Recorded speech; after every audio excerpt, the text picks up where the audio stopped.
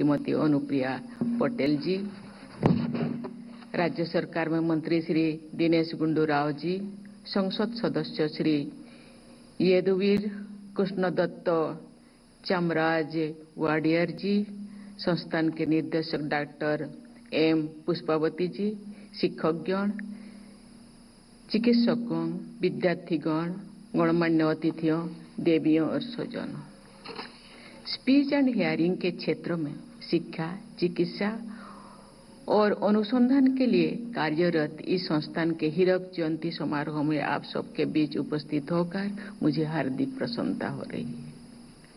आज के ऐतिहासिक अवसर पर मैं all India institute of speech and hearing ice से जुड़े सभी पूर्व और वर्तमान निर्देशकों, संकाय सदस्यों, प्रशासकों एवं विद्यार्थियों का बधाई देती हूँ।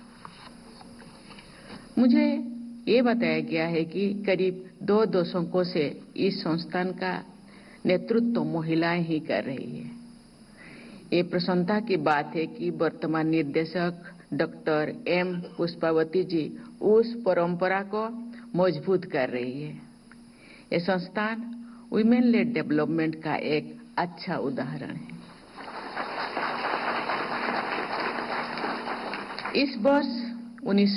ये वर्ष 1965 में शुरू हुआ। ये संस्थान कम्युनिकेशन डिसऑर्डर के समाधान के लिए एक्सपर्ट मैन पावर की सहायता से महत्वपूर्ण भूमिका निभा रहा है। मुझे ये जानकर खुशी हुई है कि यहाँ पर स्पीच एंड हियरिंग संबंधी दिव्यांगताओं से जुड़ित सभी आयु वर्गों के लोगों को मल्टी डिसिप्लिनरी अप्रोच द्वारा चिकित्सा प्रदान की जा रही है। इस संस्थान के आउटरीच सेंटर्स तथा टेली असेसमेंट और टेली रिहेबिलिटेशन संस्थाएं भी देश भर में जरूरतमंदों की सहायता कर रहे हैं। मुझे बताया गया है कि आइस का ये परिसर मैसूर के महाराजा श्री जय चामराजेंद्र वडियर द्वारा दान की गई भूमि पर बना हुआ है। आज यहाँ पर श्री यदुवीर कृष्णदत्त चामराव वडियर जी उपस्थित है। मैं उनके पूर्वजों द्वारा किए गए समाज कल्याण के कार्य की सराहना करती हूँ। देवी और स्वजन, एक अनुमान के अनुसार वर्ष 2023 में भारत में 6 करोड़ से अधिक लोग हियरिंग की समस्या से पीड़ित हैं। इस संदर्भ में national programme for the prevention and control of deafness के नोडल केंद्रों के रूप में आइस की जिम्मेदारी बहुत बड़ी है।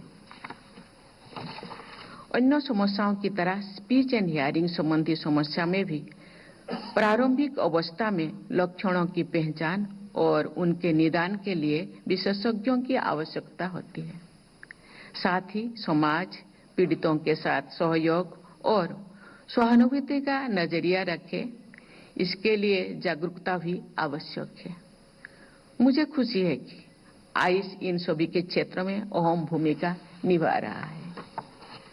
पिछले वर्ष दिव्यांगजन सशक्तिकरण के क्षेत्र में 2024 के राष्ट्रीय पुरस्कार समारोह में आइस के पुनर्वास पेशेवरों के विकास में संलग्न सर्वश्रेष्ठ संगठन का पुरस्कार देने का अवसर मुझे मिला था। ये सम्मान इस संस्थान द्वारा किए जा रहे अच्छे कार्यों का प्रमाण है। एक अखिल भारतीय संस्थान के रूप में आइस को निरंतर ऐसे प्रयास करने चाहिए जिससे वो देश विदेश के संस्थानों के लिए रोल मॉडल बने। मुझे ये जानकर खुशी हुई है कि इस संस्थान द्वारा स्थापित इंक्लूसिव थेरेपी पार्क देश विदेश में एक मॉडल के रूप में कार्य कर रही है। इसे उन बच्चों के लिए डिजाइन किया गया है जो कम्युनिकेशन डिसऑर्डर्स में प्रभावित है। आइस आरोग्य वाणी भी एक अनूठी पहल है जिसे कम्युनिकेशन डिसऑर्डर्स और उनके शीघ्र पहचान के बारे में जागरूकता बढ़ाने के लिए डिजाइन किया गया है। देश का अग्रणी संस्थान होने के नाते आइस कम्युनिकेशन डिसऑर्डर से जुड़े राष्ट्रीय नीति निर्माण में भी सलाह दे सकता है। आज टेक्नोलॉजी हर क्षेत्र में महत्वपूर्ण भूमिका निभा रही है। स्पीच एंड हियरिंग से जुड़ी दिव्यांगताओं को दूर करने में भी लेटेस्ट टेक्नोलॉजीज का प्रयास अत्यंत सहायक सिद्ध होगा, लेकिन लेटेस्ट टेक्नोलॉजीज और डिवाइसेस आम लोगों तक पहुंचे, इसके लिए देश में उनका विकास और निर्माण जरूरी है। उदाहरण के लिए कोक्लियर इम्प्लांट जैसे उपकरण कम खर्चों में उपलब्ध हो, इसके लिए आवश्यक है कि इनके निर्माण में हमें आत्मनिर्भर बने। आइस जैसे संस्थानों को इस दिशा में अग्रणी भूमिका निभानी चाहिए। इस क्षेत्र में रिसर्च एंड इनोवेशन को बढ़ावा देकर आप राष्ट्र निर्माण में अपना योगदान और मजबूत कर सकते हैं। इसके लिए आप देश के जाने माने शोध संस्थानों के साथ सहयोग कर सकते हैं। आइस देश के दिव्यांग मानव संस्थानों को सशक्त बनाने में और अधिक योगदान दे सके, इसके लिए यहाँ पर सेंटर ऑफ एक्सीलेंस की स्थापना की गई है। मुझे विश्वास है कि ये सेंटर शिक्षाविदों, चिकित्सकों, तकनीकी विशेषज्ञों और शोधकर्ताओं को एक मंच पर लाकर दिव्यांग मानव संस्थान के सशक्तिकरण की दिशा में कार्य कर रहा होगा। मेरा मानना है कि इस कार्य में अपने संस्थान के भूतपूर्व विद्यार्थियों जो देश विदेश में अपनी सेवाएं दे रही हैं को जोड़ना भी सकारात्मक कदम होगा। इस सेंटर को उन स्टार्टअप्स का भी सहयोग करना चाहिए जो दिव्यांगजनों के जीवन को सुगम बनाने के लिए प्रयासरत है। देवियों और स्वजनों, सरकार विभिन्न कल्याणकारी कार्यक्रम के माध्यम से दिव्यांगजनों के लिए बाधा मुक्त वातावरण तैयार कर रही है, जिससे वे बिना किसी कठिनाई के अपने जीवन में आगे बढ़ सके। सुगम्य भारत अभियान के अंतर्गत दिव्यांगजनों को उन्नति तथा विकास के समान अवसर प्रदान करने में प्रयास हो रहा है। मेरा मानना है कि सभी सार्वजनिक स्थान, सुविधाएं और सूचना के स्रोत दिव्यांग अनुकूल होने चाहिए। ऐसा होने से न केवल दिव्यांगजनों को सुविधा होगी, बल्कि उन्हें ये एहसास भी होगा कि समाज उनकी चिंता करता है। विश्व सांकेतिक भाषा दिवस 23 सितंबर को मनाया जाता है। इस दिवस को मनाने का उद्देश्य सांकेतिक भाषा के बारे में जागरूकता फैलाना। इस दिवस का उपयोग हमें सांकेतिक भाषा को और अधिक समृद्ध बनाने के लिए संकल्प दिवस के रूप में